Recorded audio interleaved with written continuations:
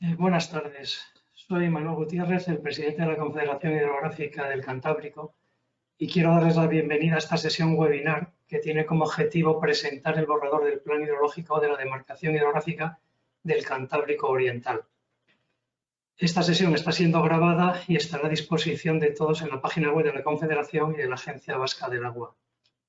Desgraciadamente, no se ha podido hacer una presentación presencial en la que se hubiese podido participar y debatir, pero tras las intervenciones de José María Seide Galdeano, director de Planificación y Obras de la Agencia Vasca del Agua, en representación de su director general, y de los responsables de las oficinas de Planificación Hidrológica de la Confederación, Tomás Durán, y de la Agencia Vasca del Agua, Iñaki Arrate, daremos respuesta a las preguntas que se vayan formulando en la dirección del correo electrónica siguiente: webinar.ori@chcantabrico.es. Cuando terminen estas intervenciones las iremos contestando en la medida que podamos hacerlo en función del número de preguntas que se realicen. De ser posible, si no fuese en esta hora y media de duración posible contestarlas a todas, haríamos el esfuerzo de intentar responderlas por correo electrónico. El borrador del plan hidrológico, actualmente en consulta pública por un plazo de 6 meses, corresponde al periodo 22-27 del tercer ciclo de planificación de acuerdo con la Directiva Marco del Agua, y es el último para el cumplimiento de los objetivos ambientales establecidos en ella. Todas las medidas necesarias para alcanzar estos objetivos ambientales tienen que estar establecidas y haber causado efecto a más tardar en 2027. Los contenidos del plan son coherentes con el compromiso de transición ecológica asumido por España y la Unión Europea bajo el marco denominado Pacto Verde, especialmente en sus ejes hacia una contaminación cero y preservación y protección de los ecosistemas y la biodiversidad. Pero además de la consecución de los objetivos ambientales, alcanzando el buen estado de las masas de agua, la planificación tiene que dar respuesta a la satisfacción de las demandas, con una garantía y calidad adecuadas, y contribuir a mitigar los efectos indeseados de las inundaciones y de las sequías. En esta demarcación hidrográfica están comprendidas las cuencas cantábricas que van desde el Barbadún hasta el Bidasoa y el territorio español de las cuencas internacionales del Nive y el Nivell, así como sus aguas de transición y costeras, evidentemente las que están enfrente del territorio español. Se extiende por 5 provincias: Burgos, Vizcaya, Guipúzcoa, Álava y Navarra, que corresponden a 3 comunidades autónomas. Esta demarcación hidrográfica tiene la peculiaridad que la hace distinta al resto, en que ella se integran 2 ámbitos competenciales, 2 administraciones competentes en la planificación y la gestión del agua. La Administración General del Estado es competente en la elaboración de la parte del plan de la demarcación que afecta a cuencas intercomunitarias, es decir, cuencas con territorio en el País Vasco, Navarra y Castilla-León. Y por otro, la comunidad autónoma del País Vasco lo es para elaborar el plan, la parte del plan que afecta a las cuencas intracomunitarias.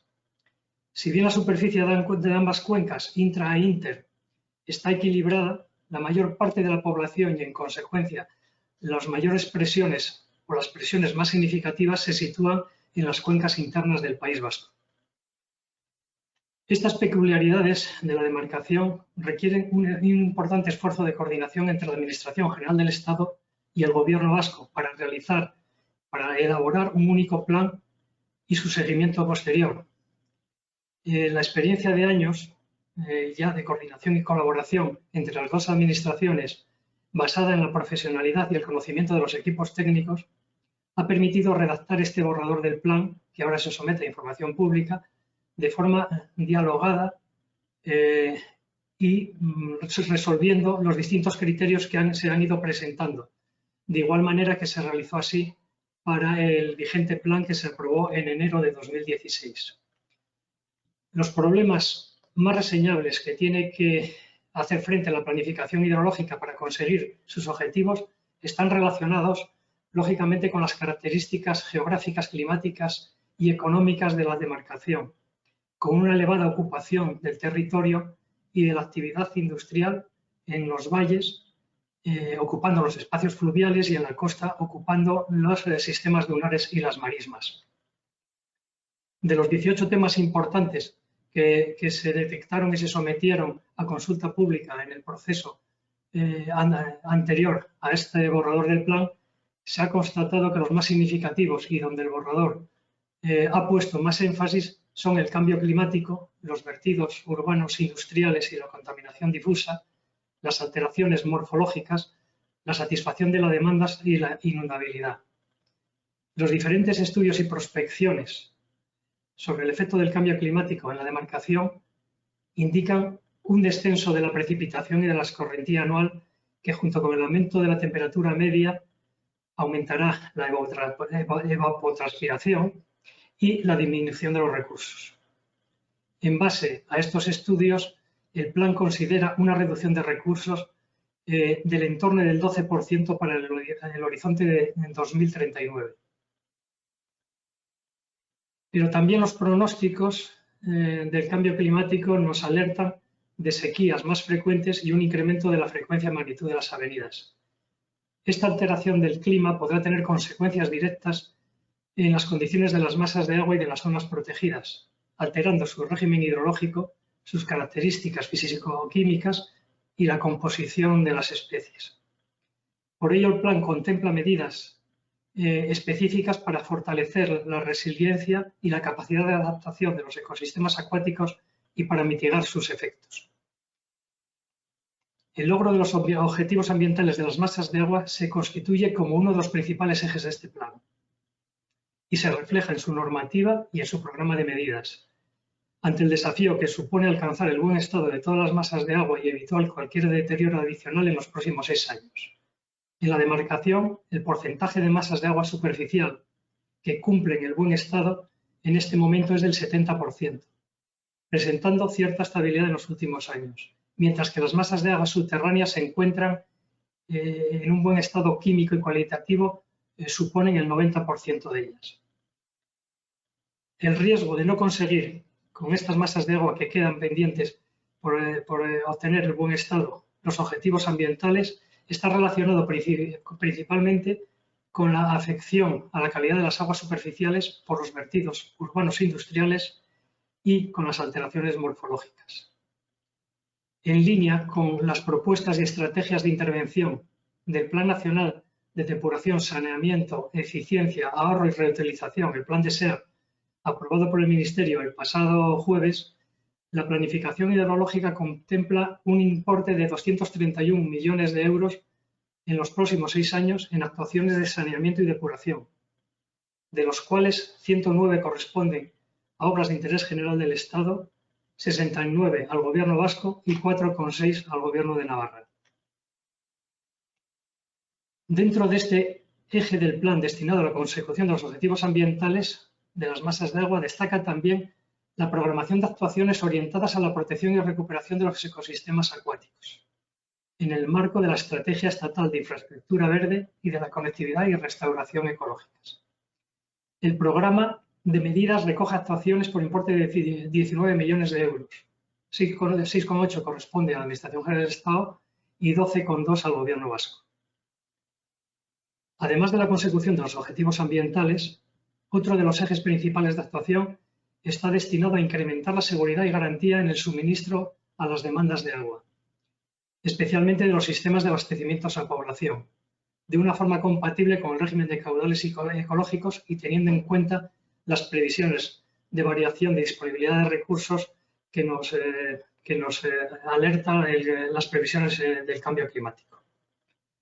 El programa de medidas contempla para este objetivo una inversión durante el sexenio 2022-2027 de 46,7 millones de euros, de los cuales 26,13 corresponden a la Administración General del Estado y 20,6 al Gobierno vasco. Además de la consecución de los objetivos ambientales y la garantía de abastecimiento, otro de los aspectos que preocupa a la sociedad de la demarcación en relación con la gestión del agua son los daños y afecciones producidos por las inundaciones, debido a la gran ocupación de las vegas y de los estuarios y a la reducción del espacio fluvial que ha sufrido la demarcación durante años. Las medidas del Plan de Gestión del Riesgo de Inundación están de acuerdo con las estrategias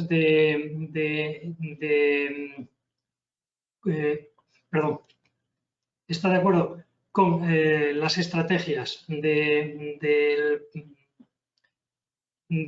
plan. El plan en sí mismo lleva una tramitación paralela. El plan se encuentra en este momento en información pública y sus programas de medidas se adaptan y se incorporan a la planificación hidrológica, incorporando un enfoque combinado con entre propuestas no estructurales y propuestas de ordenación del suelo, de sistemas de alerta temprana, medidas de protección civil, etc. Las medidas estructurales del plan suponen una inversión de 105 millones de euros. Es una de las mayores inversiones que contempla el programa de medidas durante el sexenio 2022-2027, y de ellos 21,3 corresponden a actuaciones de la Administración General del Estado, 82,7 al Gobierno vasco y casi 1 millón de euros al Gobierno de Navarra.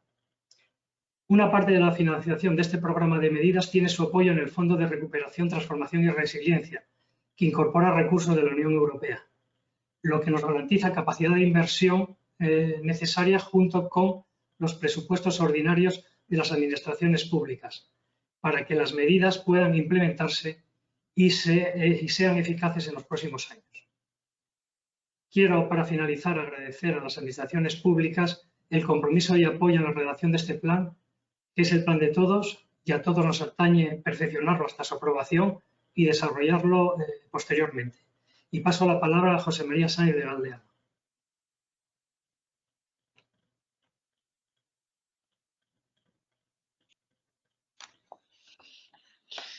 Buenas tardes.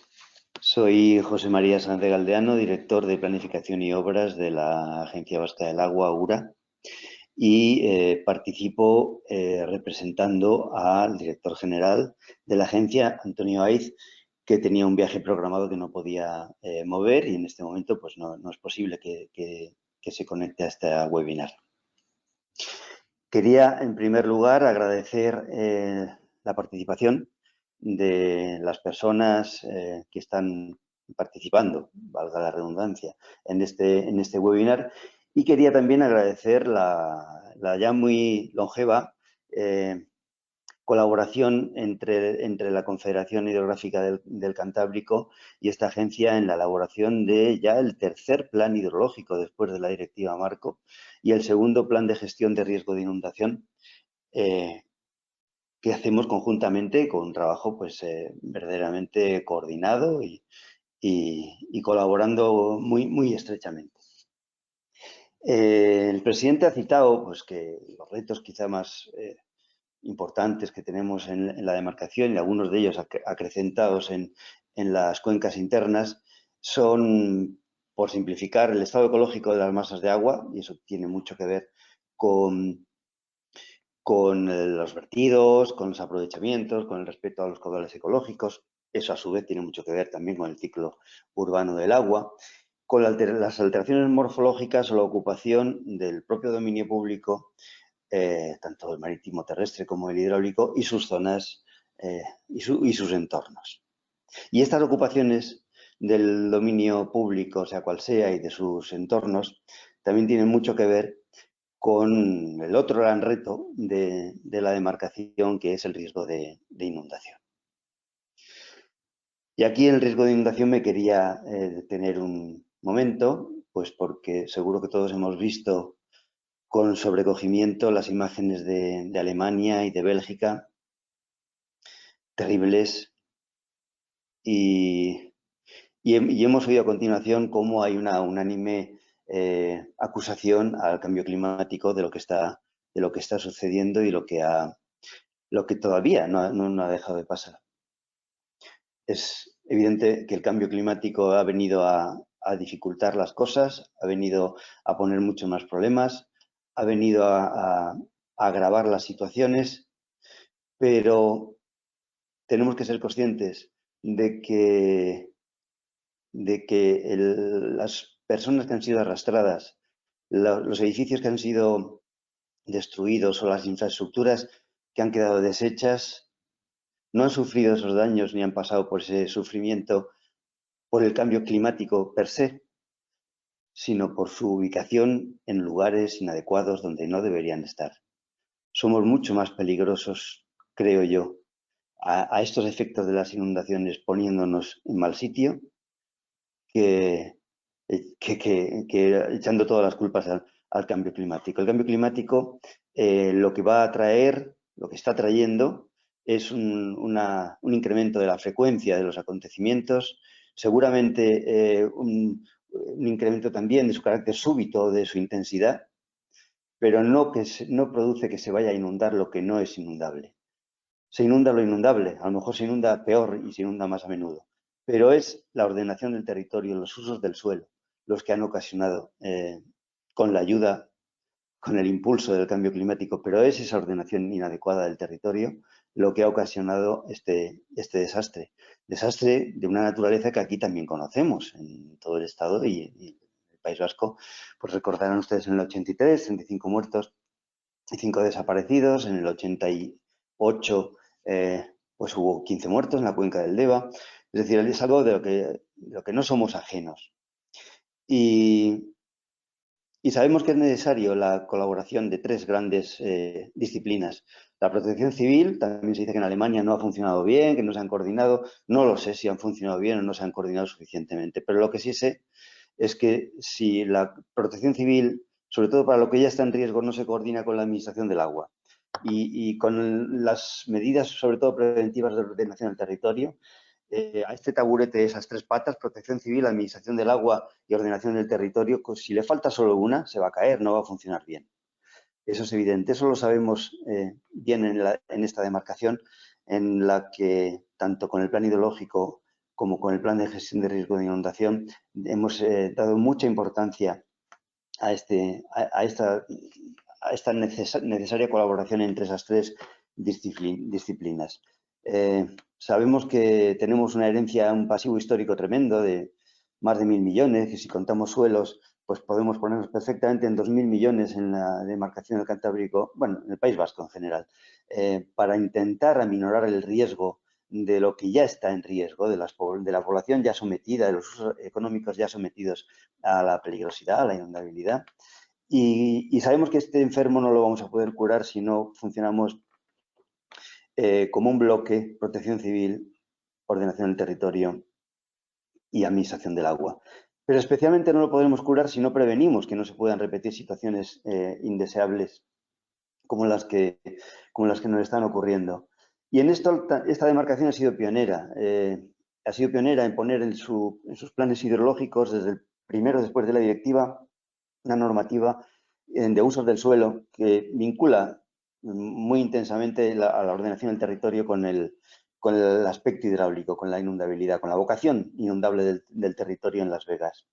Y está detrás esta demarcación de textos tan importantes como el Reglamento del Dominio Público Hidráulico, modificado en el 2016. Miren ustedes los planes anteriores al 2016 y verán que el Reglamento del Dominio Público Hidráulico es muy parecido a lo que ya decían los planes hidrológicos previos de esta demarcación del Cantábrico Oriental, como fruto también de una relación muy fructífera entre Confederación y URA. Quería terminar diciendo que hace como un mes o poco más tuvimos una reunión con el área de urbanismo de una de las tres capitales vascas y el director de urbanismo nos dijo, no estamos acostumbrados a ello, que eran conscientes, que estaban persuadidos de que lo que hasta ahora venían llamando las cortapisas de URA o de la Confederación Geográfica a la hora de ubicar suelos, en realidad eran apuestas de futuro, que utilizando un poco más la imaginación, llegaban a ordenamientos del suelo en los que se integraba la vocación natural del territorio con el urbanismo, y eso traía como consecuencia una menor afección al medio y una mayor seguridad a las personas. Es decir, una mayor visión de futuro y una apuesta por el futuro. Nada más, voy a pasar la palabra para empezar ya la parte más concreta, más técnica de la explicación de este plan del Cantábrico Oriental. En primer lugar, a Tomás Durán, jefe de la Oficina de Planificación de la Confederación Hidrográfica del Cantábrico. Muchas gracias. Buenas tardes a todos. Para la exposición me voy a apoyar en una pequeña presentación que creo que ya pueden ver todos. En mi intervención va a tener como dos partes. Por una parte voy a recordar los aspectos principales del proceso de planificación hidrológica. Probablemente muchos de los asistentes ya han estado en otras sesiones y lo que voy a decir les sonará muy conocido y dirán que es un poco repetitivo, pero en principio, al ser una reunión abierta a todo el mundo, pues yo creo que es importante centrar en qué es el plan hidrológico y por qué estamos aquí. Y en una segunda parte voy a presentar la propuesta del proyecto del plan hidrológico del tercer ciclo. Yo me voy a centrar en la parte de la memoria y los anejos. Iñaki Arraqui, a continuación mía, expondrá el programa de medidas y la normativa. Los planes hidrológicos en España se inician ya con la ley del año 85 de aguas, que contemplaba la elaboración de los llamados planes hidrológicos de cuenca. Ese proceso, que era pionero, yo creo que en Europa, se tardó bastante tiempo en plasmarse, pero se logró que en el año 98 se aprobasen los primeros planes hidrológicos de cuenca. 2 años antes que la Directiva 2060 de la Unión Europea, al establecer un marco comunitario de actuación en el ámbito de las políticas del agua, estableciese como pilar básico de este marco comunitario los planes hidrológicos de demarcación. Dentro ya de la Directiva Marco, que se fue transportada al derecho español en el año 2003, ya se han aprobado los planes hidrológicos del primer ciclo por el Real Decreto 400/2013, que afectaba solo a esta cuenca de la parte española del Cantábrico Oriental, y las del segundo ciclo en un Real Decreto 1/2016, en que se aprobaron un conjunto de planes en los que intervenía la gestión de la Administración del Estado. Y ahora mismo estamos en el proceso de participación del tercer ciclo. La Directiva Marco introducía un cambio sustancial respecto al concepto de la Ley de Aguas. Frente a la cuenca hidrográfica, que contempla solo aguas continentales, la demarcación hidrográfica de la Directiva Marco incluye también las aguas de transición y las aguas costeras. Esto hace que frente a unas aguas continentales en que las administraciones hidráulicas prácticamente teníamos el tronco de las competencias y había otras administraciones que tenían competencias concurrentes, como puede ser la ambiental, como puede ser la de saneamiento y abastecimiento, en la demarcación, los organismos de cuenca somos los responsables de la elaboración de los planes hidrológicos y tenemos las competencias en el dominio público hidráulico. Pero las autoridades competentes no solo somos nosotros. En el ámbito de la Administración General del Estado, las competencias en costas, tanto en aguas de transición como costeras, corresponden a la Dirección General de Costa, a las autoridades portuarias, a las capitanías marítimas. Pero además, tanto la Administración Autonómica, en sus competencias en materia de ordenación territorial, en sus competencias en materia de inversiones públicas en temas de abastecimiento y saneamiento, y las administraciones locales, tanto en este tema de abastecimiento y saneamiento como en un tema que cada vez es más importante, que es la autorización de actividades dentro del municipio por la aplicación que tienen en los vertidos a redes de saneamiento, tienen un papel muy relevante. Por eso, el plan hidrológico no es el plan de la Confederación Hidrográfica del Cantábrico y URA, sino que es el plan de todas las autoridades que ejercen alguna competencia en el territorio de la demarcación. La Directiva Marco tiene 2 objetivos fundamentales a sus planes hidrológicos de demarcación.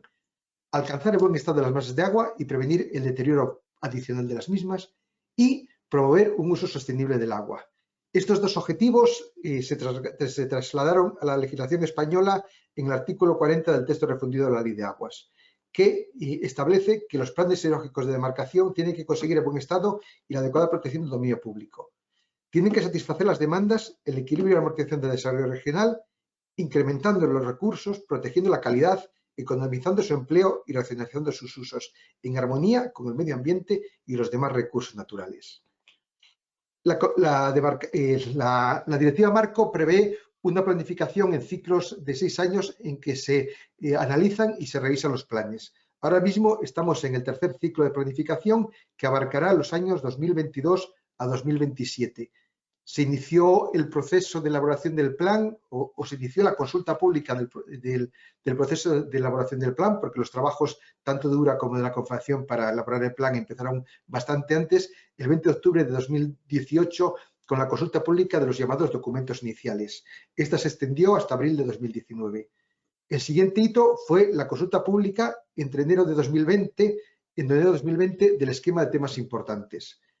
Esta consulta pública se vio afectada por la situación de estado de alarma y el periodo inicial de 6 meses se prolongó hasta el 30 de octubre de 2020. Y estos documentos fueron informados favorablemente por el Consejo del Agua en diciembre.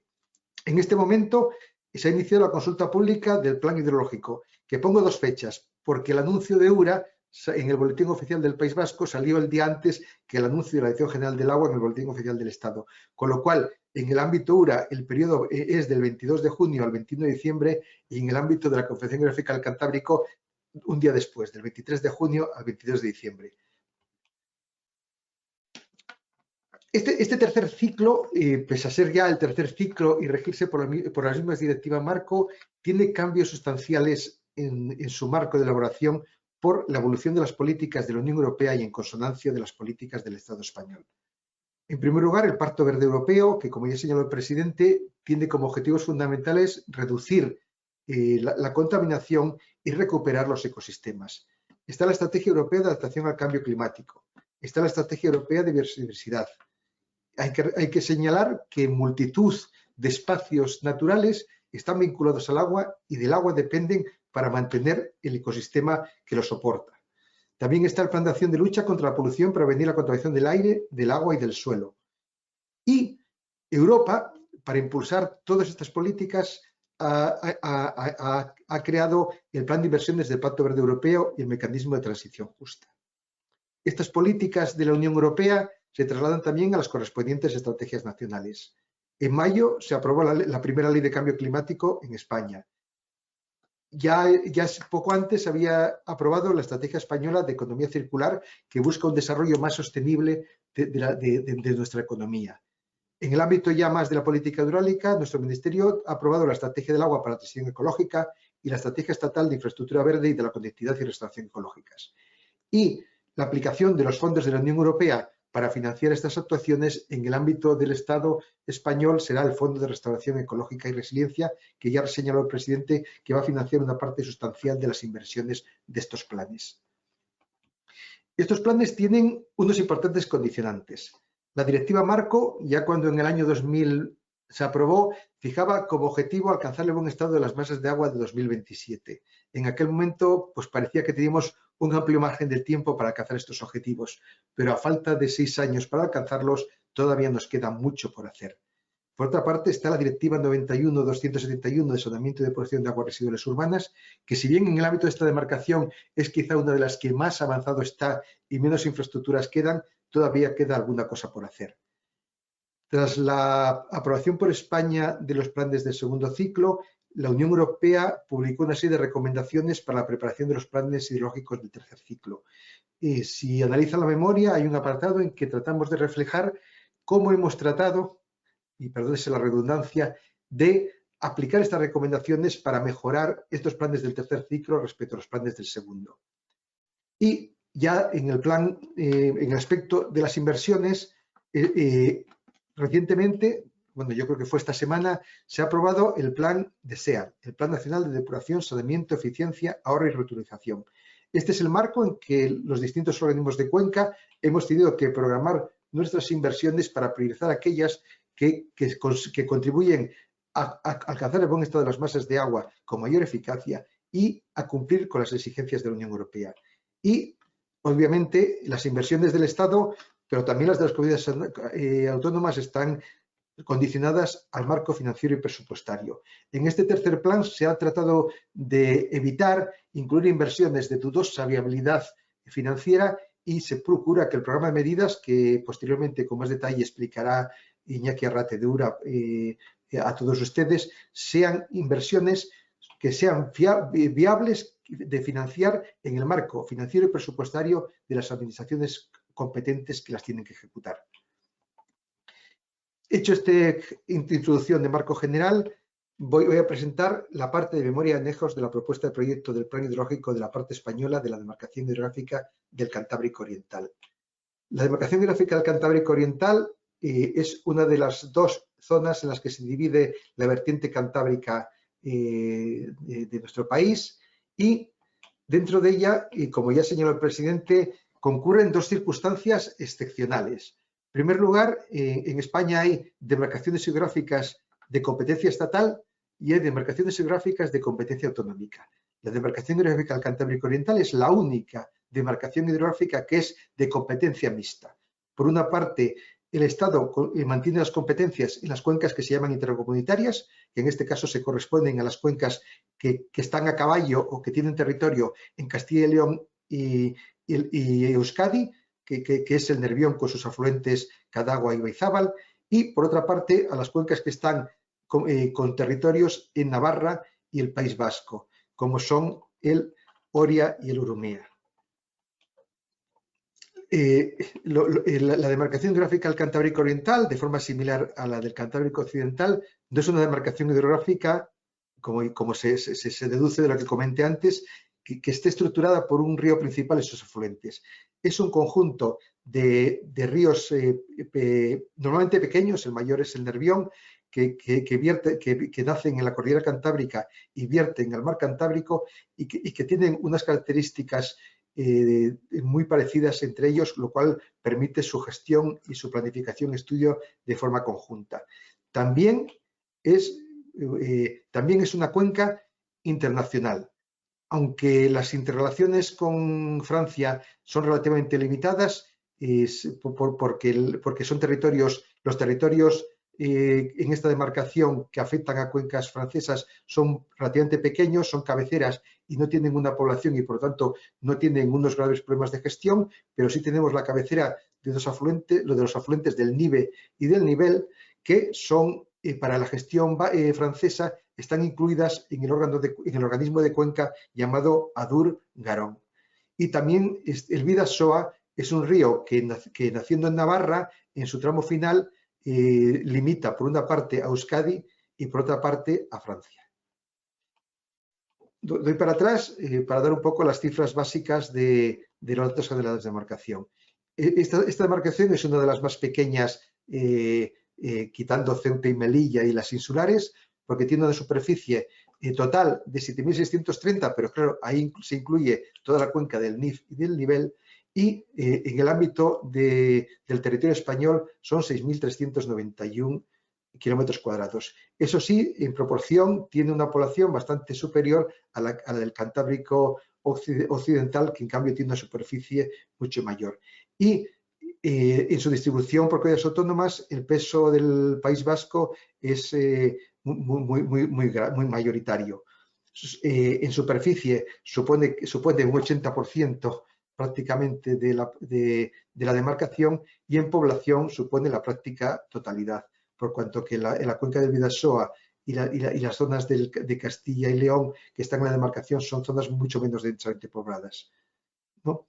Tiene 214 municipios, solo de ellos tienen más de 20.000 habitantes, perdón, solo 18 de ellos tienen más de 20.000 habitantes, y eso sí, los sistemas de abastecimiento de nivel supramunicipal, que son 12, abarcan un altísimo porcentaje de la población, lo que simplifica mucho la gestión del abastecimiento de la población. Y dentro de estos 6.000 kilómetros cuadrados, 1.134 tienen alguna figura de protección, cosa que tiene gran trascendencia en la elaboración del plan, por cuanto que estas figuras de protección deben ser recogidas y las exigencias desde el punto de vista de la gestión del agua que tienen las zonas de protección deben ser contempladas por el plan.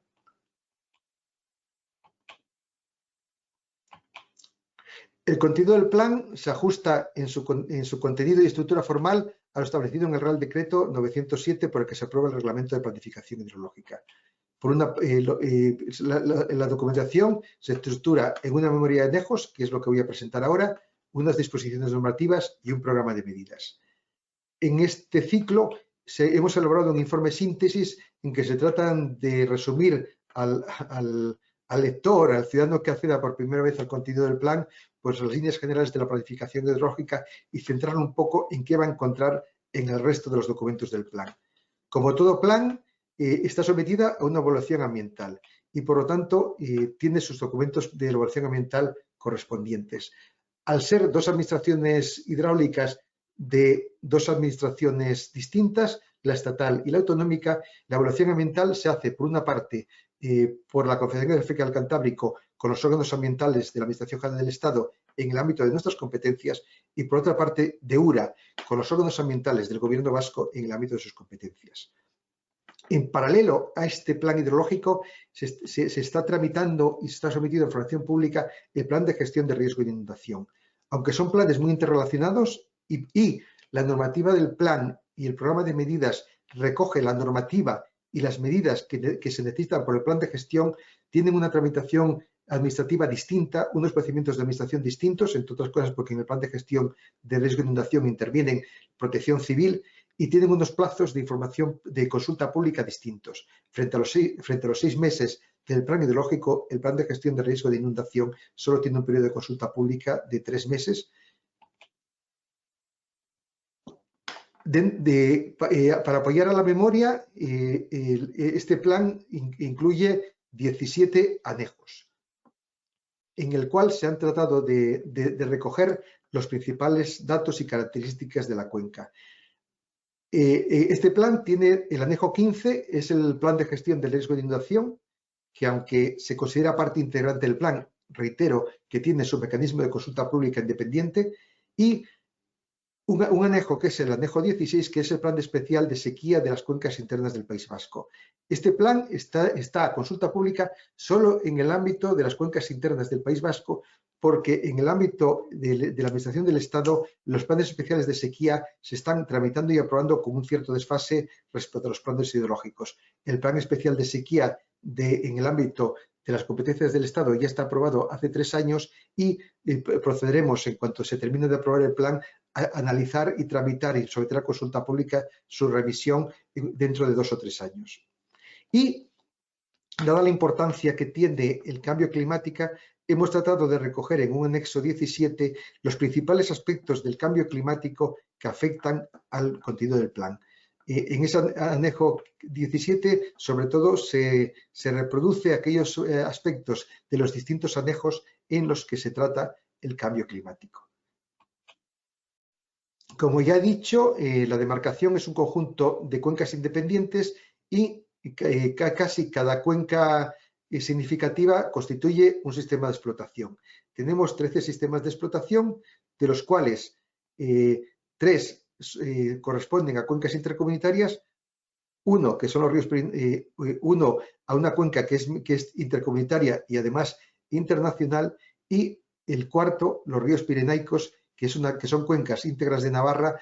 El territorio español está íntegramente en Navarra, pero están incluidas en una demarcación gestionada del Estado por ese carácter internacional.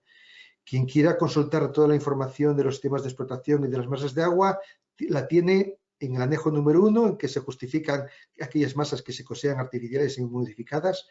Esto es una exigencia de la Directiva Marco, porque las masas artificiales y muy modificadas, los objetivos de calidad son distintos y menos rigurosos que las masas naturales. Y para justificar ante la Unión Europea de que una masa tiene que ser considerada así y por lo tanto se puede admitir los objetivos menos exigentes propios de una masa artificial o muy modificada, hay que justificarlo adecuadamente.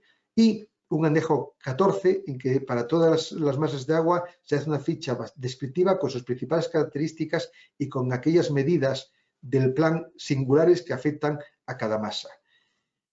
Los sistemas y las masas tienen carácter normativo y los apéndices 1 y 2 de la normativa que posteriormente os explicarán se detallan su lista, porque las características vienen en la memoria de los anejos.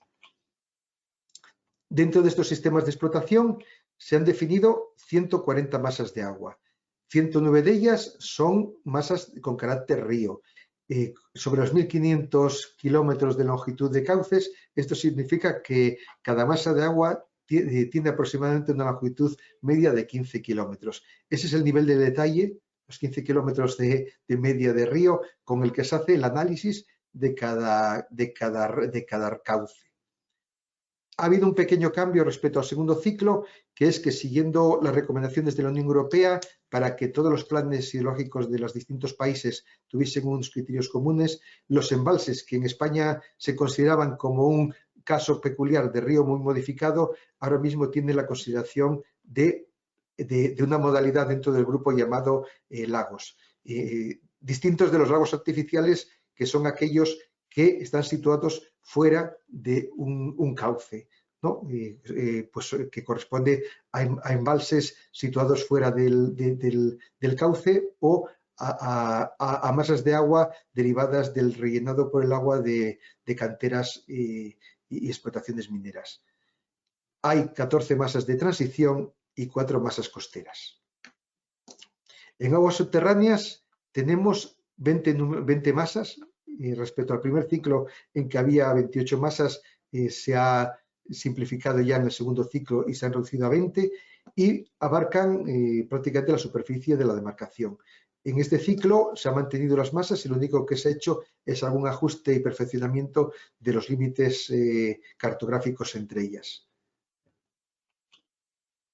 En estos 13 sistemas se ha hecho una estimación de los recursos disponibles. Para este tercer ciclo se utiliza la llamada serie corta, que va del año 1980 al año 2018 y que extiende en 13 años las series que se utilizaron para el primer y segundo ciclo, que terminaban en el año 2005.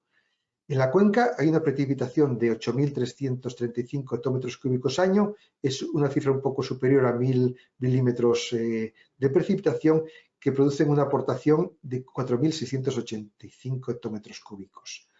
El cambio climático, en las estimaciones que ha hecho el CEDES, va a suponer una reducción muy significativa de estas aportaciones. Se estima que en el horizonte 2039 las aportaciones se reducirán a 4.118 hectómetros cúbicos, que es una reducción superior al 12%. Todos los datos de recursos y demandas de los distintos sistemas de explotación los podéis analizar con detalle en 3 anejos. El anejo 2, que recursos hídricos, el anejo 3, usos y demandas, y el anejo 6, que es la asignación y reserva de recursos, en la que se incluyen los modelos de explotación de los distintos sistemas en base a los cuales se ha hecho la estimación de los recursos disponibles para atender las distintas demandas. Y el apéndice 5 de la normativa recoge la asignación y reserva de recursos a los distintos demandas de agua. En la antigua normativa, esta asignación estaba en un artículo que era bastante largo y para simplificar su consulta se ha decidido en este plan trasladarlo a un apéndice en forma de tablas. Estos 4.685 hectómetros cúbicos al año tienen que satisfacer una demanda que se estima en 238 hectómetros cúbicos año y en la que predomina evidentemente el uso urbano y en segundo lugar el uso industrial, siendo el uso agrario prácticamente residual en esta demarcación. Los usos del agua han sufrido una importante reducción desde que se empezaron las planificaciones hidrológicas. Aquí veis cómo evolucionó el volumen suministrado por 2 de los principales sistemas de abastecimiento de esta demarcación. El sistema Ñarbe, que abastece a lo que es San Sebastián y toda su comarca, y lo suministrado desde Venta Alta por el Consorcio de Aguas de Bilbao-Vizcaya, que se ve cómo hay una paulatina reducción de los consumos y usos del agua. Esto se ha reflejado en la estimación de las demandas para esta demarcación, que respecto al segundo ciclo bajan de los 275, me parece que eran entonces, a los actuales 200 y poco, y que se supone que en el año 2021 y 2039 seguirá esta tendencia a la reducción de la demanda. Los caudales ecológicos en el ámbito de esta demarcación, como también ocurría en la demarcación hidrográfica del Cantábrico Occidental, ya fueron establecidos para todas las masas de agua en el plan hidrológico del primer ciclo. Y en este tercer ciclo se ha decidido mantener los mismos. El motivo fundamental es que el proceso de implantación, que ya se ha completado, se ha desarrollado en parte en los 3 escasos años en que estuvo en vigor el plan hidrológico del primer ciclo y sustancialmente en estos 6 años de entrada de vigor del segundo ciclo. Y actualmente no se tiene información, conocimiento suficiente sobre los efectos reales de estos caudales ecológicos que justifiquen hacer una revisión de los mismos. Los caudales ecológicos tienen carácter normativo y se recogen expresamente en un apéndice de la normativa, y la justificación y cálculo y estudio está detallado en el anejo 5. Un tercer tema importante que refleja la memoria es el estado de las masas de agua. Evidentemente, tenemos, como decía el presidente, un importante número de masas de agua en que todavía no hemos alcanzado el buen estado. Evidentemente, hemos mejorado bastante respecto a ciclos anteriores, ¿no? En el primer ciclo, el estado químico, solo estábamos seguros de que el estado era bueno o mejor en 79 masas, en 19 no se alcanzaba el bueno y en 40 los datos no eran suficientes para hacer la valoración. Ya en el segundo ciclo hubo una mejora sustantiva y las masas en estado bueno o mejor que bueno eran 127 y no alcanzaban el bueno 11 masas. Y en estos del segundo a tercer ciclo, la evolución no fue tan radicalmente buena, pero aún así se han reducido las masas que no cumplen el estado químico a solo 7. Es peor la situación del estado ecológico, en que todavía mantenemos 39 masas de agua en que no se ha alcanzado el buen estado, y la combinación de masas de agua en que no se cumple el químico o el ecológico, porque el estado de la masa es el peor de los dos, es que 42 masas de agua todavía no han alcanzado el estado bueno o mejor que bueno. En aguas subterráneas, ya dijo el presidente que la situación es mejor. De las 20 masas de agua, 18 están en buen estado y solo hay 2 en que el estado se considera malo. En una por razón de su estado químico y en otra por razón de su estado cuantitativo. Si analizamos un poco el motivo de que las masas de agua estén en mal estado, hay que destacar que las sustancias que, en el aspecto del mal estado químico, las sustancias que causan el mal estado químico ya han dejado de ser las vinculadas a volúmenes de vertidos urbanos importantes que superaban la capacidad de autodepuración de los cauces, sino que ahora mismo los tramos en que estamos en mal estado químico, las causas de contaminación son fundamentalmente las derivadas de la actividad industrial, hidrocarburos, hexaclorohidratano, metales. Pero si bien en el estado químico podemos decir que ya tenemos una situación muy próxima a alcanzar los objetivos de la directiva marco, tenemos el problema de alcanzar el objetivo de buen estado biológico. La mayoría de las masas de agua en que todavía no se alcanza el buen estado, como dije antes, es porque no se ha conseguido alcanzar el potencial ecológico bueno o muy bueno.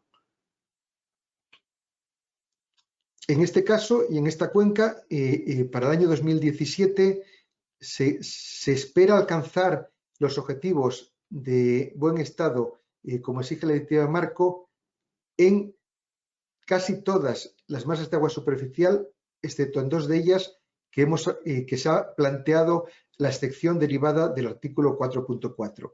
Y en las masas de agua subterránea, de las 2 que están en mal estado, se espera que el estado cuantitativo se logre solucionar, pero el estado químico de una masa de agua se considera que es difícil, en especial por lo lento que es cualquier proceso de recuperación de una masa de agua subterránea que está deteriorado, que es difícil que se alcance antes del año 2027. Por lo tanto, se ha planteado 3 excepciones al cumplimiento del buen estado en el horizonte 2027, que se justifican en el correspondiente anejo. Y señalar un poco que el cambio climático no afecta solo a la disminución de las aportaciones. La subida de temperaturas tiene afecciones muy importantes a otros aspectos de la dinámica de los cauces. Y uno de ellos es el incremento de temperaturas, que probablemente también afecte a la reducción del oxígeno disuelto en los cauces. Hay que reconocer que el oxígeno disuelto en los cauces es imprescindible para el mantenimiento de los ecosistemas y de la fauna fluvial, pero además, cuando existen vertidos, es imprescindible para completar mediante la eliminación de los nutrientes que no alcanzan a depurar las estaciones de tratamiento para alcanzar el buen estado del cauce.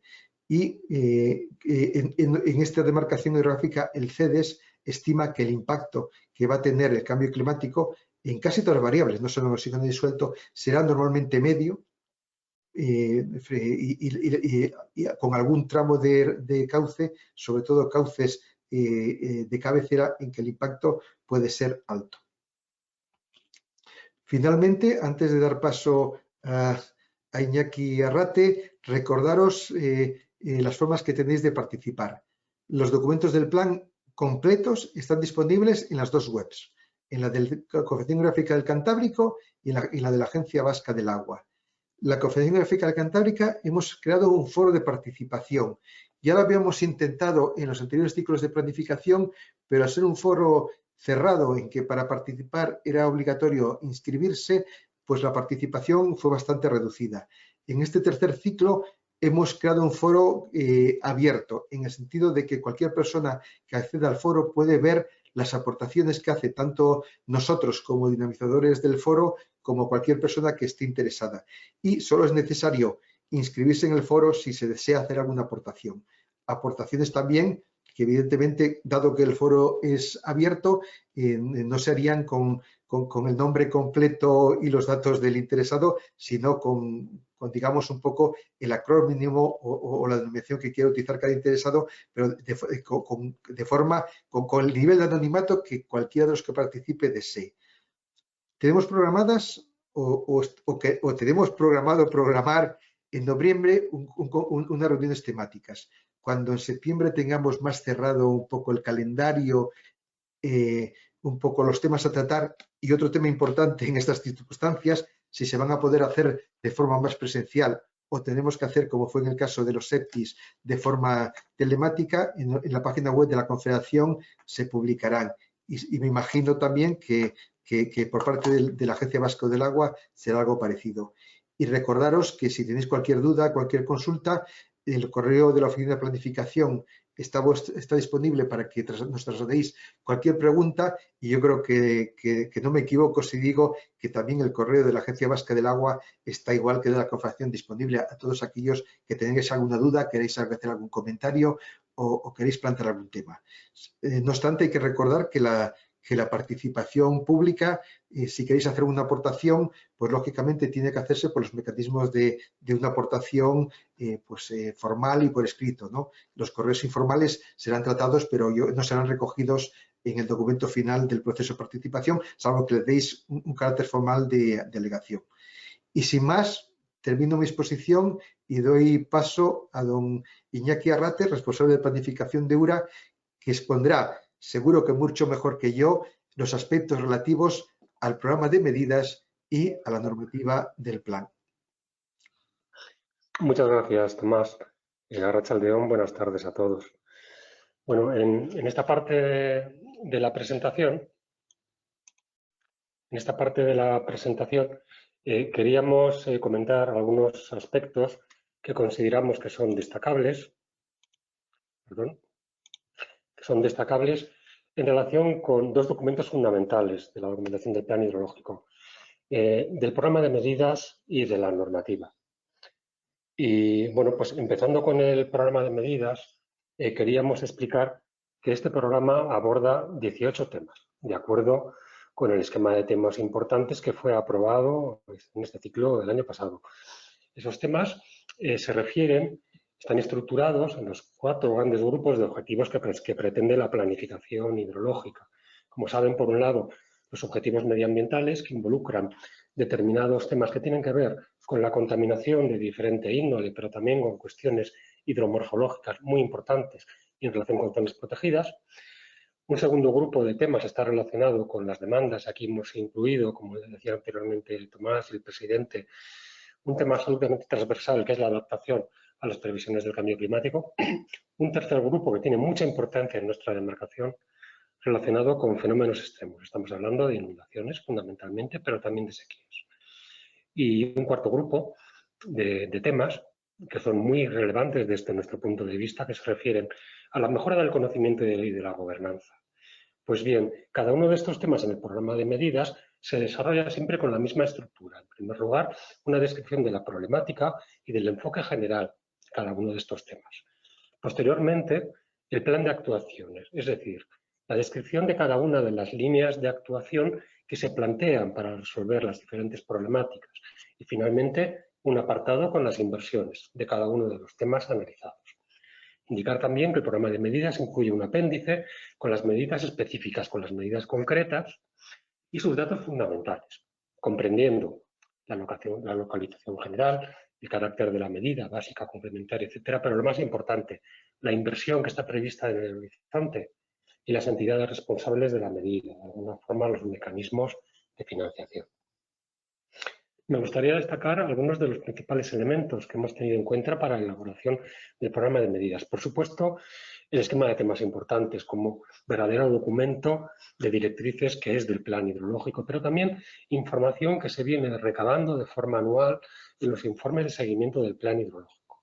Muy importante también la consideración y la integración de otras planificaciones hídricas que se han comentado ya previamente. Concretamente, el plan de gestión de riesgo de inundación, luego comentaremos un poquitín más en detalle, y también del plan especial de sequías, como decía Tomás, de las cuencas internas del País Vasco. Por supuesto, la consideración de los escenarios de cambio climático y, muy importante para nosotros, la Red Natura 2000, en particular sus planes de gestión aprobados y, por supuesto, las estrategias relacionadas, europeas, estatales, autonómicas o locales. También quería destacar algunos aspectos que ya han sido adelantados por el presidente de la Confederación. Queremos que este plan hidrológico, lo mismo que los ciclos anteriores, sea un plan realista, un plan anclado a los presupuestos de las administraciones. Que sea un plan que también esté orientado a la mitigación de las presiones significativas, es decir, un plan orientado a resolver de forma prioritaria los problemas que estamos detectando en cada una de las masas de agua. Y además un plan que se sustente sobre la base del consenso entre todas las partes y sobre la base de la integración de políticas sectoriales. En ese sentido, me gustaría destacar que estamos llevando a cabo desde la Agencia Vasca del Agua, con el resto de las instituciones vascas, es decir, ayuntamientos, diputaciones forales y consorcios fundamentalmente, un proceso colaborativo para la consolidación de los documentos de este borrador de plan hidrológico, en particular de su normativa y de su programa de medidas, de forma que sea un documento final lo más consensuado posible, que sea en definitiva un documento de todos. Bien, aquí tenemos un resumen en cifras del programa de medidas.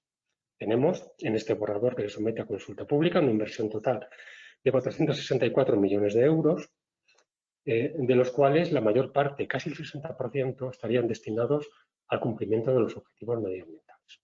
Destacar también las inversiones correspondientes a la seguridad frente a fenómenos extremos. Estamos hablando de casi un 25%.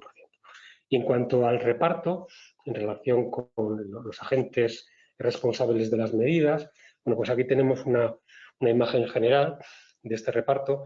Destacar que casi el 50% de las inversiones que están ahora mismo recogidas son responsabilidad de los gobiernos autonómicos. Un 36% sería responsabilidad de las diferentes partes que integran la Administración General del Estado.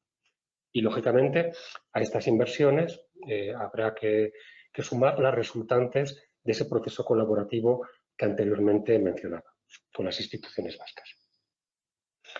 Bien, dicho esto, nos gustaría presentar con algo más de detalle el contenido del programa de medidas de 4 de los principales temas que afectan a la realidad de esta demarcación.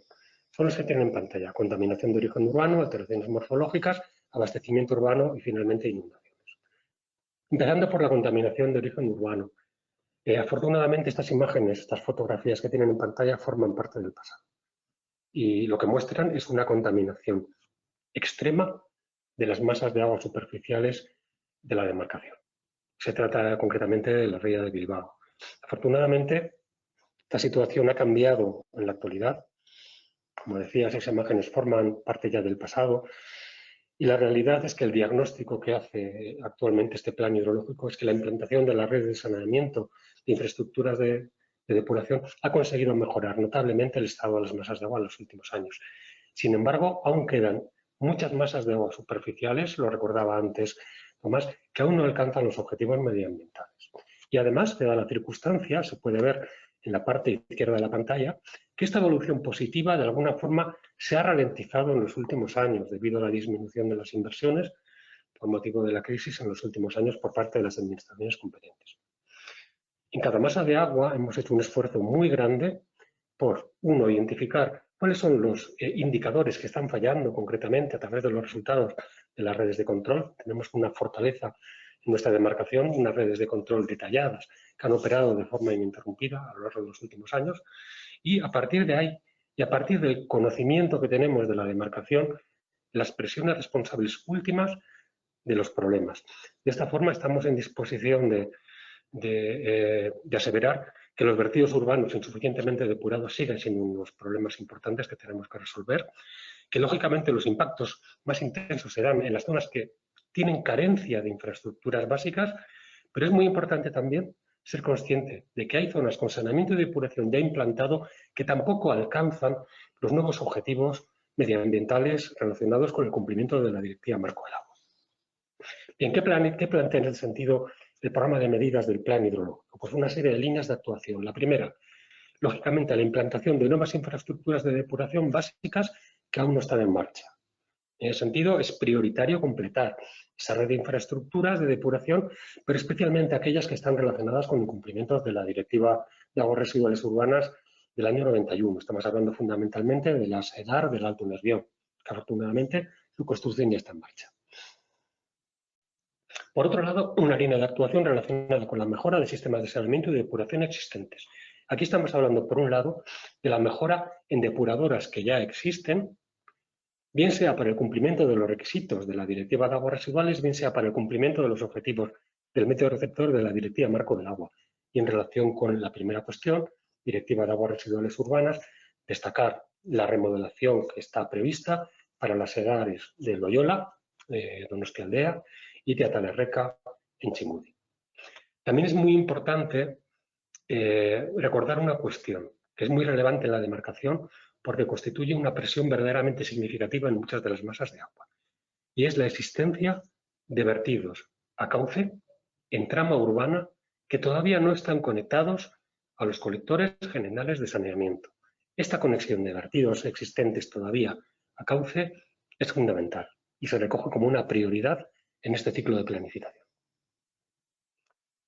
La tercera línea de actuación estaría relacionada con nuevos colectores de saneamiento que todavía están pendientes. Se trata de numerosas medidas, tenemos en la parte de la derecha de la pantalla y buena parte de ellas ya estaba incluida en el ciclo anterior de planificación, pero lo cierto es que algunas de ellas no han sido terminadas o materializadas en la práctica.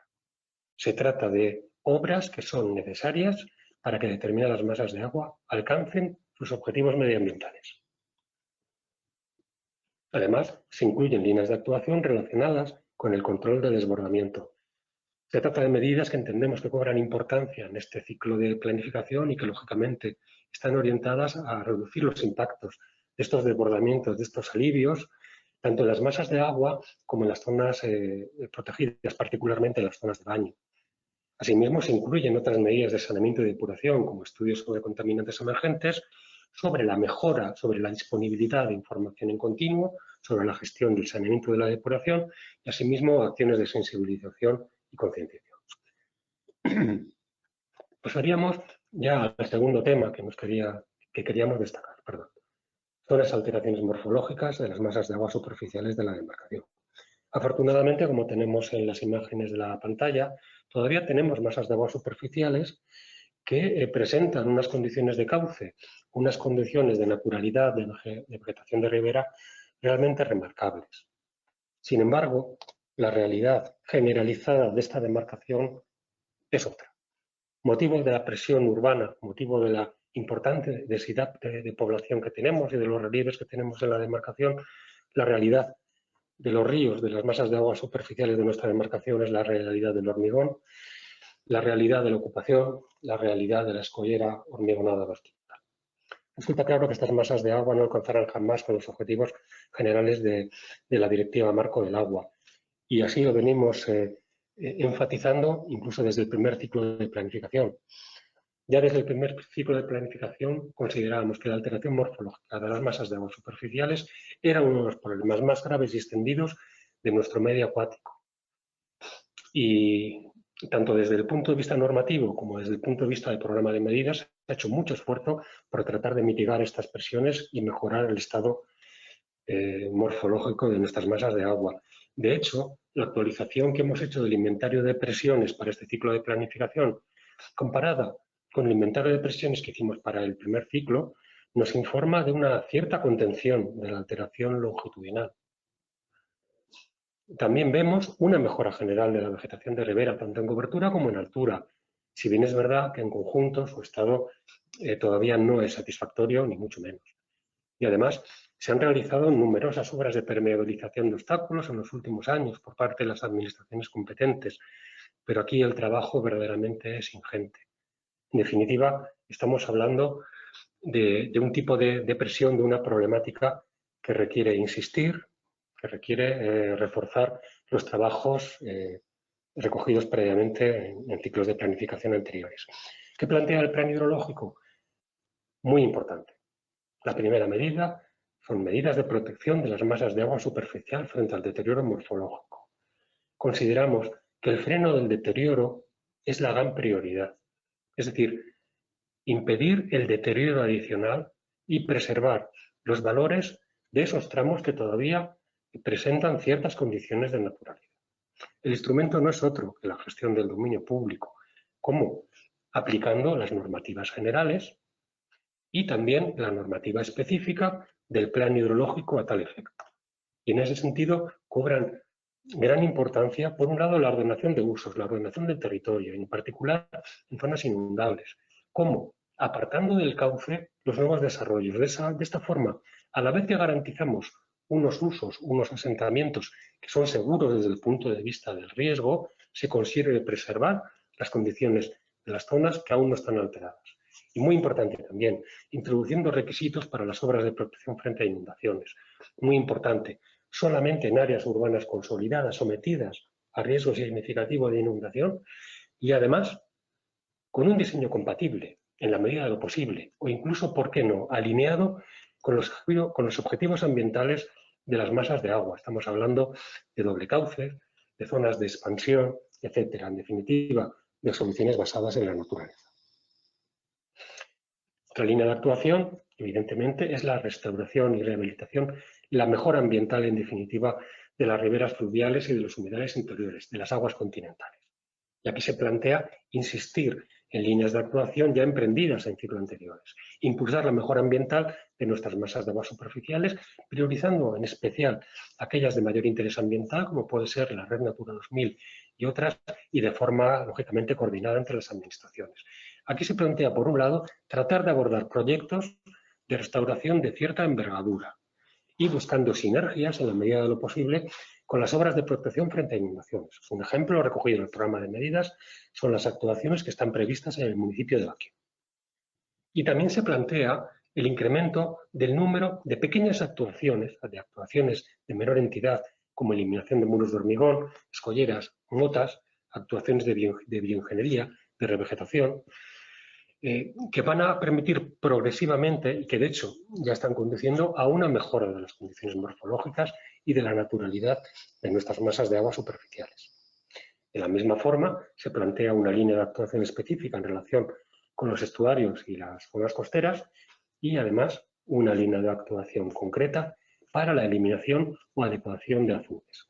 Aquí realmente estamos incorporando programas para la mejora de esta continuidad longitudinal que están promovidos por las distintas administraciones competentes de la demarcación, gobiernos autonómicos, Gobierno vasco, Gobierno de Navarra, diputaciones forales, etcétera.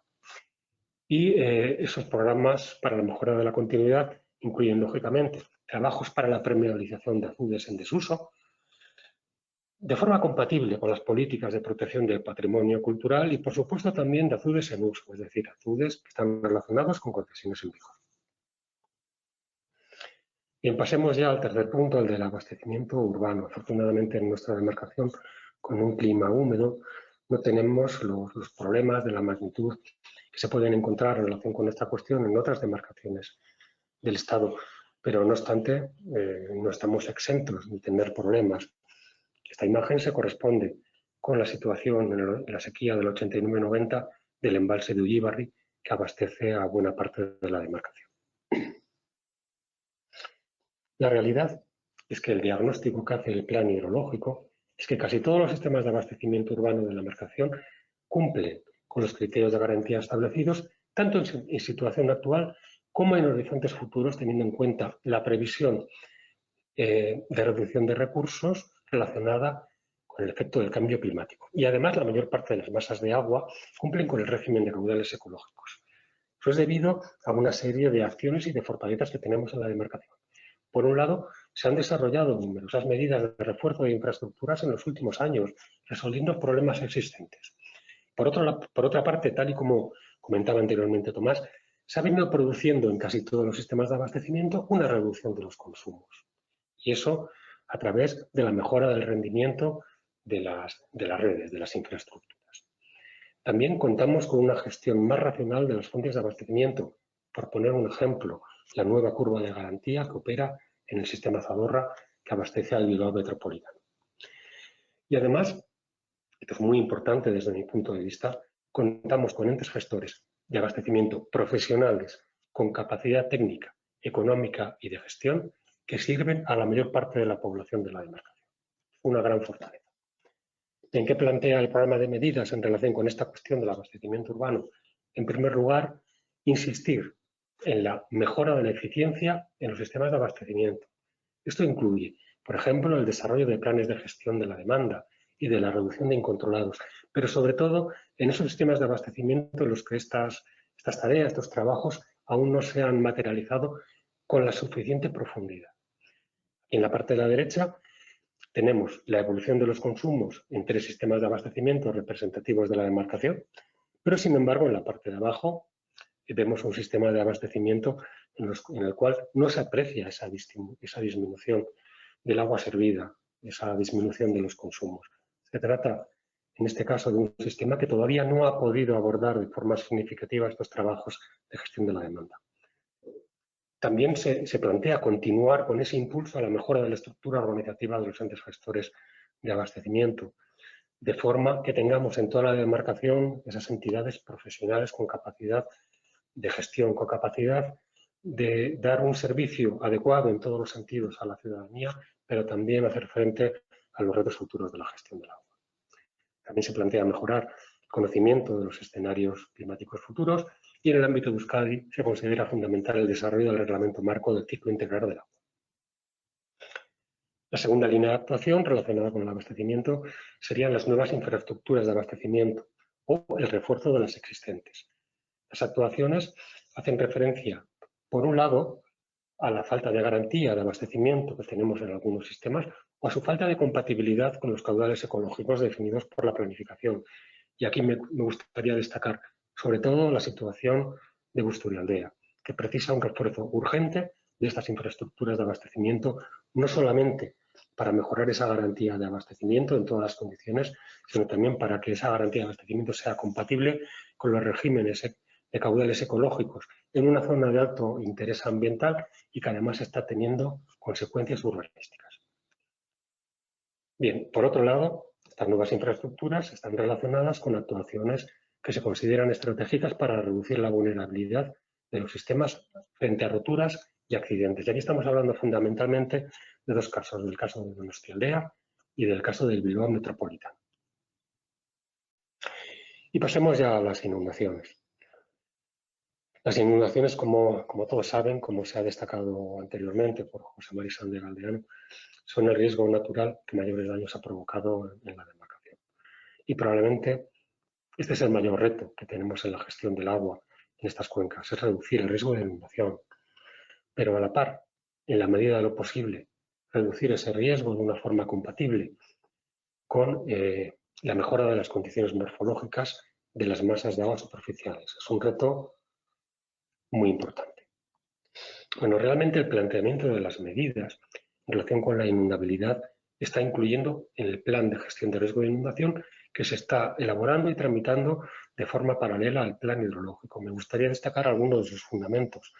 Por un lado, un análisis integral y muy detallado de los riesgos de la peligrosidad del riesgo de inundación en todos los ámbitos de la demarcación. Por otro lado, una combinación de medidas no estructurales que incluyen la ordenación del territorio, pero también la mejora de la preparación ante los eventos de inundaciones, estamos hablando de los sistemas de alerta y de protección civil, con una serie de medidas estructurales destinadas a proteger las zonas que tienen riesgo de inundación, pero con una adecuada justificación, con una adecuada priorización y, en la medida de lo posible, con un diseño ambiental. Me gustaría destacar también una cuestión de la que ya hemos hablado previamente, y es que hemos trabajado en este ciclo de planificación, al igual que el anterior, buscando la máxima coordinación e imbricación entre los dos planes, entre el plan de gestión de riesgo de inundación y el plan hidrológico. Esta coordinación, esta implicación, la hemos estudiado en diferentes planos, en diferentes enfoques. El más importante es el relacionado con las estrategias y con las soluciones, porque la única manera de alcanzar todos los objetivos de ambos planes es precisamente compatibilizando esas estrategias y esas soluciones. Pero también se ha trabajado en la coordinación e implicación a nivel de estructura documental y también, desde luego, a nivel de tramitación, buscando las sinergias en la misma. Bien, pasemos a ver ya las medidas que se plantean en relación con las inundaciones, que están agrupadas en 4 grandes líneas de actuación. La primera son medidas de prevención. Su finalidad es la reducción de la vulnerabilidad del territorio, compatibilizando los usos en las zonas inundables, compatibilizando estos usos con la peligrosidad de este fenómeno extremo. Y aquí hay una serie de actuaciones entre las cuales se pueden destacar, por supuesto, los programas de mantenimiento y conservación de cauces y del litoral, pero fundamentalmente me gustaría recalcar la ordenación territorial y el urbanismo. Estamos hablando de la regulación de usos del suelo en función del grado de inundabilidad y también de ese régimen de informes y autorizaciones de las administraciones competentes. Este es un aspecto fundamental.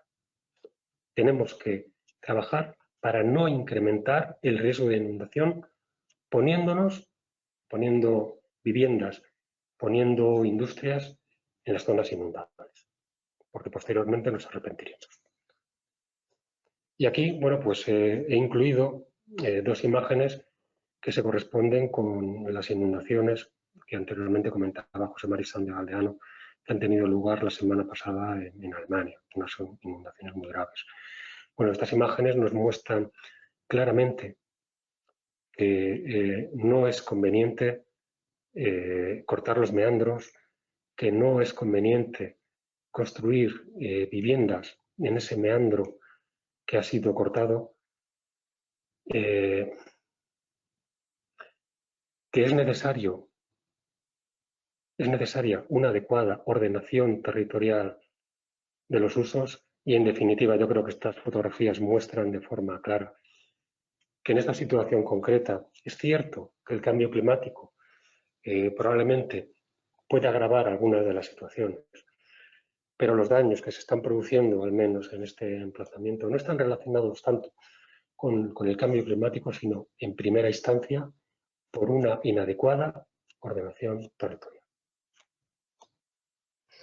Bien, la segunda línea de actuación que se incluye en relación con las inundaciones son medidas de protección. Son medidas que están encaminadas a reducir el riesgo cuando se producen las crecidas. Y aquí tenemos una serie de actuaciones, de ellas me gustaría destacar la restauración fluvial y las medidas estructurales. Lo que pretendemos con estas medidas estructurales es, de la misma forma que estamos haciendo en los últimos años, reducir el riesgo de inundación, ¿verdad?, de una forma significativa, pero en la medida de lo posible tocando lo menos posible el cauce, es decir, contribuyendo a mantener las condiciones morfológicas de las masas de agua. Y aquí tenemos un ejemplo que puede ser significativo, es el proyecto de defensa contra inundaciones en Mimetiz, en Zaya. Como se puede apreciar, se ha conseguido reducir el riesgo de inundación. En la parte de la derecha tenemos en la zona de arriba la situación previa a la obra y en la parte de abajo la situación después de la obra. Y todo eso lo hemos conseguido a través de las siguientes actuaciones. Primero, recuperando una zona de expansión del río que había sido parcialmente rellenada. En segundo lugar, reproduciendo de alguna forma el comportamiento natural de las crecidas en las zonas de meandros, abriendo, en este caso, una corta seca, un canal de avenidas y sustituyendo un puente. Prácticamente no se ha tocado el río y hemos conseguido reducir de forma muy significativa el riesgo de inundación. Estas son las actuaciones que nos gusta realizar, estas son las actuaciones que vamos a tratar de acometer en el futuro. En este mapa están ubicadas las distintas medidas estructurales que se proponen para este ciclo de planificación, como ven, repartidas por todo el territorio y que suponen una inversión cercana a los 80 millones de euros. La tercera línea de actuación son medidas de preparación. Son actuaciones que están orientadas a reducir la vulnerabilidad en base a sistemas de alerta y medidas de protección civil. Estamos hablando de los sistemas de alerta meteorológica, de los sistemas de aviso hidrológico, desde luego muy importante, se recalcaba anteriormente, los planes de protección civil, la coordinación con esa pata de la gestión de las inundaciones y, por supuesto, la concienciación pública. Y para terminar esta parte de inundaciones, perdón, por último, las medidas de preparación destinadas a devolver al territorio afectado por las inundaciones a las condiciones de normalidad lo antes posible. Obras de emergencia para reparación de infraestructuras, promoción de seguros, evaluación de lecciones aprendidas. Bien, esto es todo lo que quería comentar en esta pequeña presentación en relación con el programa de medidas y comentaré a continuación de una forma muy breve algunas pinceladas, algunos aspectos destacables de la normativa que se ha elaborado. En primer lugar, me gustaría destacar que es una normativa que está adaptada a los problemas y a los retos específicos de esta demarcación, de forma que conjuntamente con la normativa general, con los reglamentos generales, este bloque normativo nos permita llevar a cabo la gestión adecuada de las aguas, dirigida a hacer frente a los retos, a los problemas específicos de esta demarcación. Es decir, una normativa anclada al territorio. Por otro lado, esta normativa mantiene el carácter, mantiene el espíritu de la normativa, del libro argumental, la normativa del plan vigente. Pero eso sí, hemos introducido algunas mejoras, algunas novedades. En primer lugar, una simplificación. Esa simplificación se refiere, por un lado, a una nueva estructura, una estructura que pensamos que es más clara y que además incorpora una reducción del artículo. Además, se han simplificado algunos de los contenidos de la normativa previa. Esa simplificación está relacionada, por un lado, con la existencia de nuevos reglamentos generales, como lo relacionado con la gestión de riesgo de inundación, aprobado en el año 2016, de forma que eso nos ha permitido descargar del contenido de la normativa del plan hidrológico algunos contenidos que estaban previamente. Pero también esa simplificación se refiere al traslado de algunos contenidos previos a apéndices, donde entendemos que quedan de una forma más adecuada, como puede ser la asignación de recursos o la descripción de sistemas de explotación. Y además, se ha simplificado la tramitación administrativa de determinadas actuaciones de importancia menor, como puede ser la retirada de árboles muertos, como puede ser la limpieza de vegetación bajo líneas eléctricas, la reparación pequeña de determinados inmuebles cercanos a los ríos, el mantenimiento de los puentes, etcétera, etcétera. En esta simplificación, lo que va a traer consigo es una mejora en el tiempo de respuesta de las administraciones a la ciudadanía, pero también una optimización de los recursos de las administraciones, dedicando el tiempo realmente a cuestiones que precisan más análisis o que son más relevantes. Bien, además, hemos incorporado a la normativa una serie de nuevas facetas o hemos reforzado algunas de las existentes. Por ejemplo, hemos reforzado distintos contenidos que están relacionados con la gestión de los vertidos, como puede ser la conexión de los vertidos en trama urbana que anteriormente comentaba, o también se han incorporado criterios de rendimiento para los sistemas de depuración en poblaciones inferiores a 2.000 habitantes, que de alguna forma concretando lo que la Directiva de Aguas Residuales llama tratamiento adecuado. Además, muy importante desde nuestro punto de vista, se han incorporado mecanismos de colaboración interinstitucional y en particular con las políticas urbanísticas, con las políticas municipales, para la resolución de los problemas de inundabilidad en dichos ámbitos. Y, por supuesto, hemos revisado de forma íntegra todos los contenidos de la normativa. Definición y caracterización de masas de agua, asignación de reserva de recursos, régimen de caudales ecológicos, registro de zonas protegidas, etc. De esta forma, esta es la estructura de la normativa resultante. Estamos hablando de 10 capítulos, precedidos de un capítulo preliminar y 16 apéndices. Bueno, pues el contenido de los diferentes capítulos se refiere a la definición y caracterización de masas de agua, a los criterios de prioridad de usos, al régimen de caudales ecológicos, a la asignación de reserva de recursos, a las zonas protegidas y su régimen de protección. Muy importante desde mi punto de vista el capítulo 7, perdón, el capítulo 8. Sí, 7, perdón. El de medidas de protección de las aguas. Aquí estamos hablando de cuestiones que tienen que ver con la gestión de los vertidos, con las condiciones morfológicas de las masas de agua, incluyendo las cuestiones que tienen que ver con la continuidad longitudinal. Estamos hablando también del régimen de autorizaciones en las zonas inundables, etc. El capítulo 8, correspondiente al resumen del programa de medidas, el 9, la organización y procedimiento para hacer efectiva la participación pública y finalmente el 10, que incluye aspectos relacionados con el seguimiento del plan hidrológico.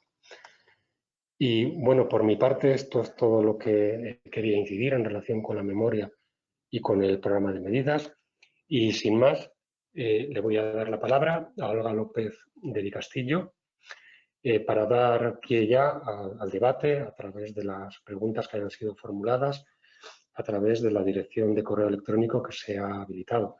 Así que damos paso ya al debate y se nos van incorporando el resto de las personas de la mesa. Muchas gracias a todos.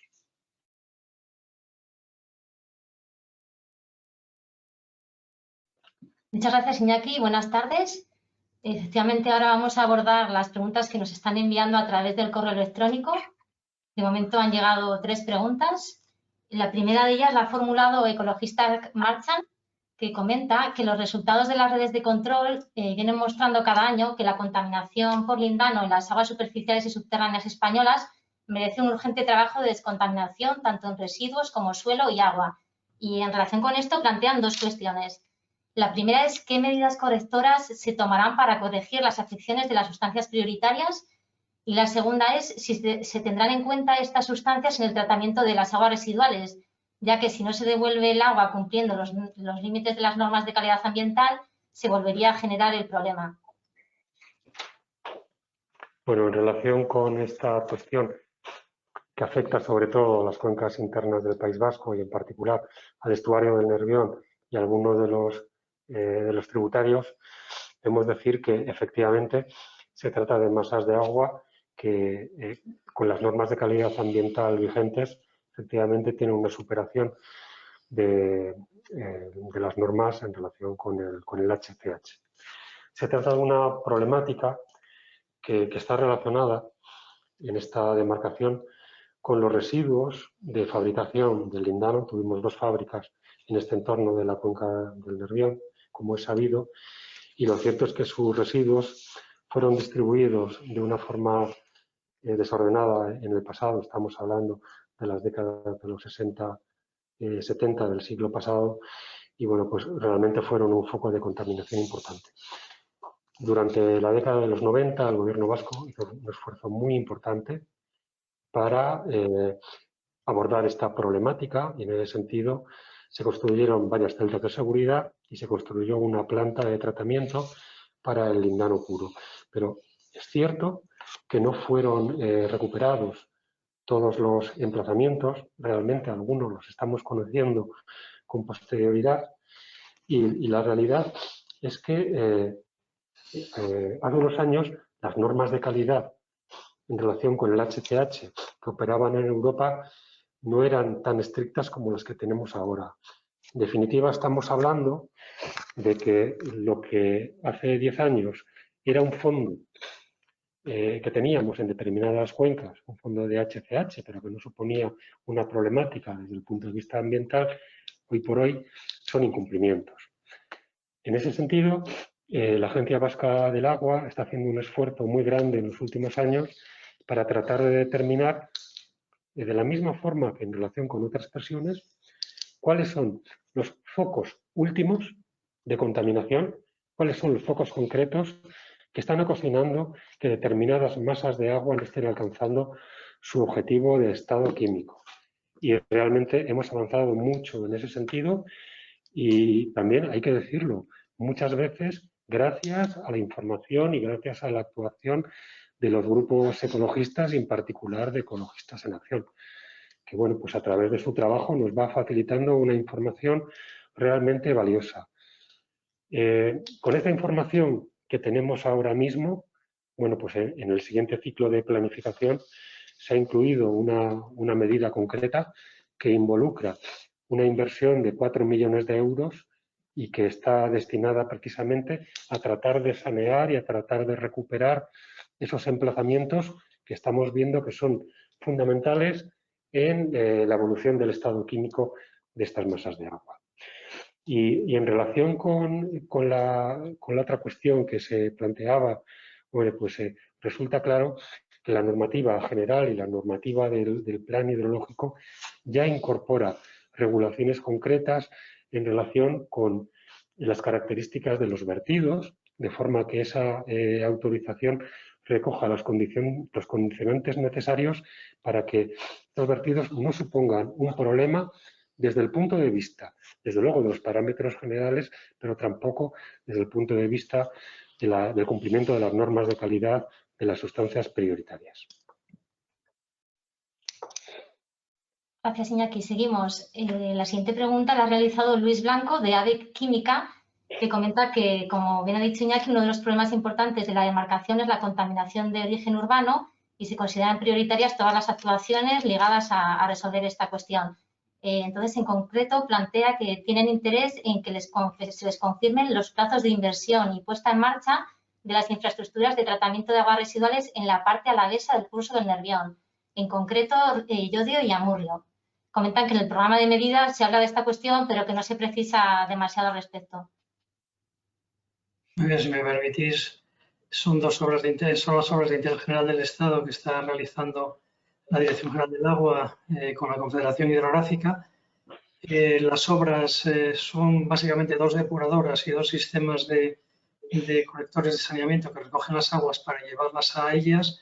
La depuradora de Marquijana, que afecta a la zona de Amurrio, y sus sistemas de colectores están ya las 2 adjudicadas, el sistema de colectores en marcha y la depuradora en proceso de diseño del proyecto, porque ha sido una licitación de proyecto y obra, y a la espera del proceso de expropiación para disponer de los terrenos.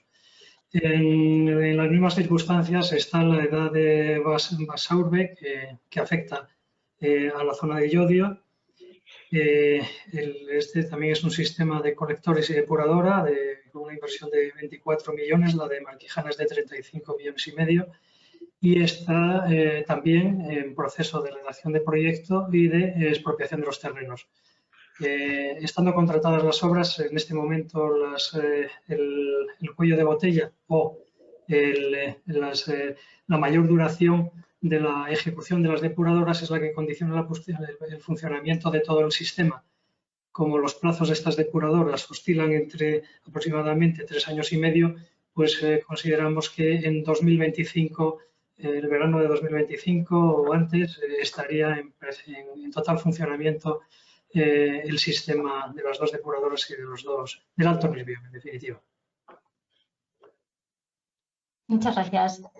Nieves Rodríguez, desde Biosfera, plantea varias preguntas relacionadas con la metodología de evaluación de las masas de agua superficiales. En concreto, pregunta que para el caso de los indicadores de invertebrados, o sea, METI y MDI, que se han usado en esta demarcación, ¿cuál de los 2 se considera más sensible a las presiones?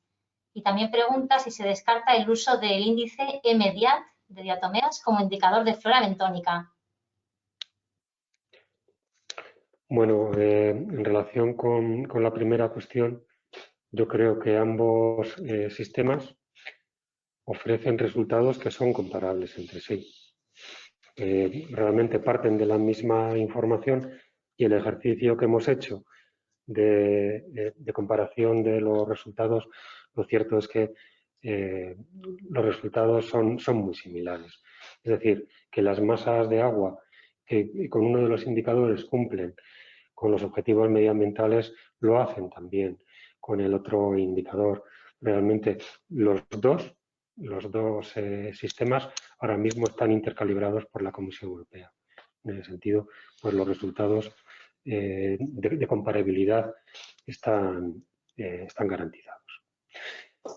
Y en relación con las diatomeas, pues la verdad es que la experiencia que nosotros tenemos en relación con la aplicación de las diatomeas en nuestra demarcación es que los diferentes indicadores que estamos manejando realmente no están respondiendo de la misma forma adecuada a las presiones que otros indicadores que lo están haciendo de una forma notable, como puede ser los indicadores de macroinvertebrados, sin ir más lejos, o incluso los indicadores de peces que estamos manejando, aunque no estén intercalibrados.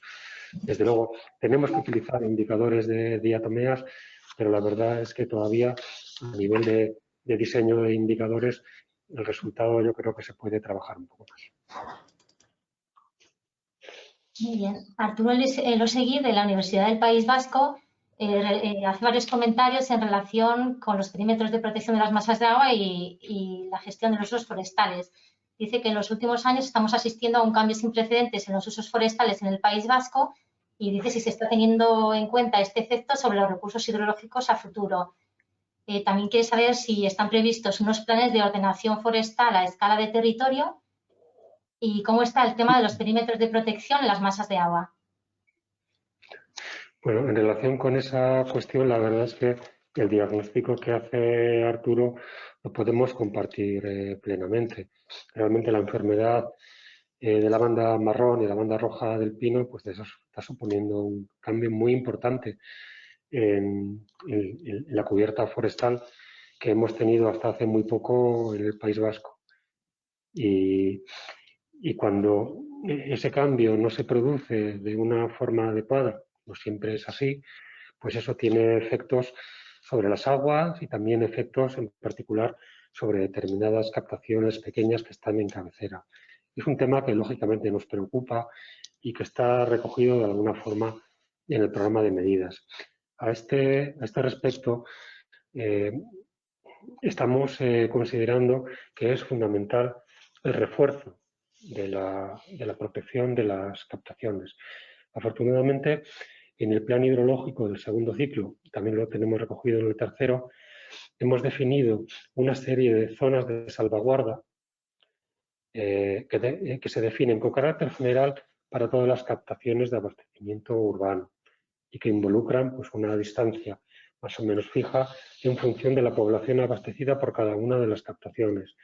Pero resulta claro que es preciso reforzar ese papel de las zonas de salvaguarda. Está claro que es preciso incidir en una protección más eficaz de estas captaciones.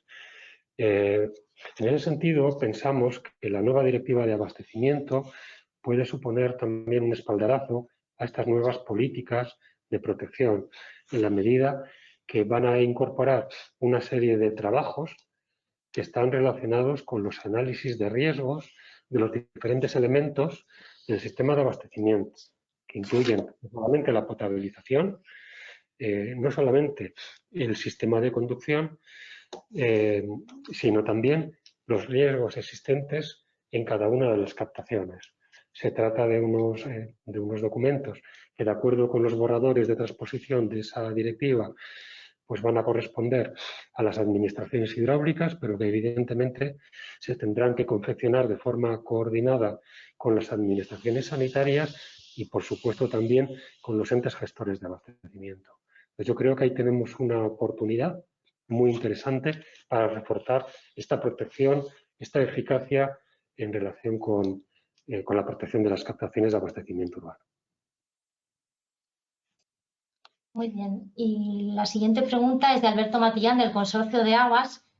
Comenta que para los núcleos o vertidos inferiores a 2.000 habitantes, el plan establece como objetivo establecer criterios de rendimiento mínimos de depuración.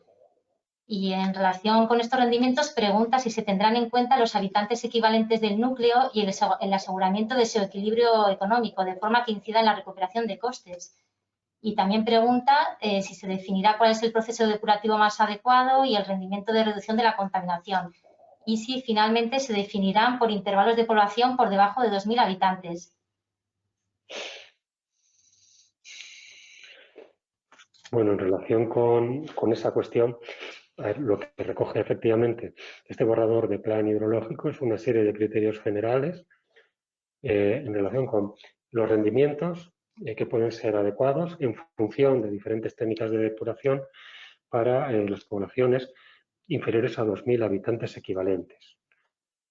En principio no está previsto, pero lógicamente estamos abiertos a cualquier aportación al respecto, que se diferencien sistemas de tratamiento por debajo de esa población en función de diferentes rangos, ni que se recomienden de una forma prioritaria sobre otras los diferentes sistemas de tratamiento que están recogidos en ese apéndice de la normativa. Pero, insisto, no está previsto, pero desde luego dispuestos a discutir o a tratar cualquier propuesta al respecto. Y en relación con los análisis de coste-eficacia y de la recuperación de costes, bueno, pues nosotros lo que nos tenemos que preocupar es porque el vertido de esas aguas residuales de las poblaciones menores sea realmente el adecuado, tal y como establece la Directiva de Aguas Residuales. Hay diferentes alternativas, evidentemente, para el saneamiento y la depuración de los núcleos menores. Nosotros no entraremos como Administración Hidráulica a los análisis de detalle sobre si la solución más adecuada desde ese punto de vista es una conexión que en ocasiones puede ser dificultosa con una red de saneamiento general. Lo que nos preocupa sobre todo es asegurar que ese vertido, si lo que se plantea es una hebra autónoma, sea tal que se mantengan las condiciones adecuadas del medio receptor, que se mantengan esos objetivos ambientales de ese tramo o de esa masa de agua. Y en cuanto a la recuperación de costes, pues entiendo que cada uno de los entes gestores de los servicios de abastecimiento pues incorporará esas cuestiones, en fin, pues su análisis general. Muchas gracias. Con esto quedarían respondidas todas las preguntas, así que muchas gracias por su participación y paso de nuevo la palabra a Manuel y a José María.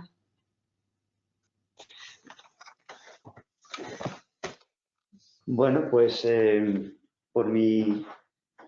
por nuestra parte, por parte de la Agencia Vasca del Agua, solamente añadir de nuevo el agradecimiento a los participantes en esta reunión, que se nos ha ido un poquito de hora, y decir que tanto Confederación como la agencia obviamente estamos atentos y abiertos a hablar de todos los contenidos que sean necesarios durante este proceso de consulta pública al que le queda pues hasta Navidades.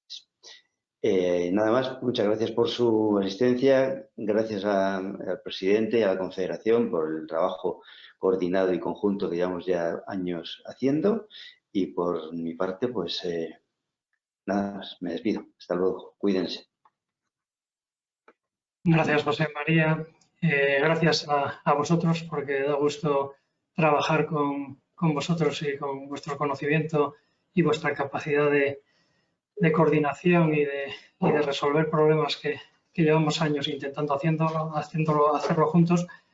Gracias a Iñaki y a Tomás por las exposiciones que han tenido, a Olga por el trabajo que ha hecho y sobre todo a los que han estado participando en esta jornada, en esta reunión, que ha sido alrededor de 80 personas conectadas durante prácticamente toda la sesión.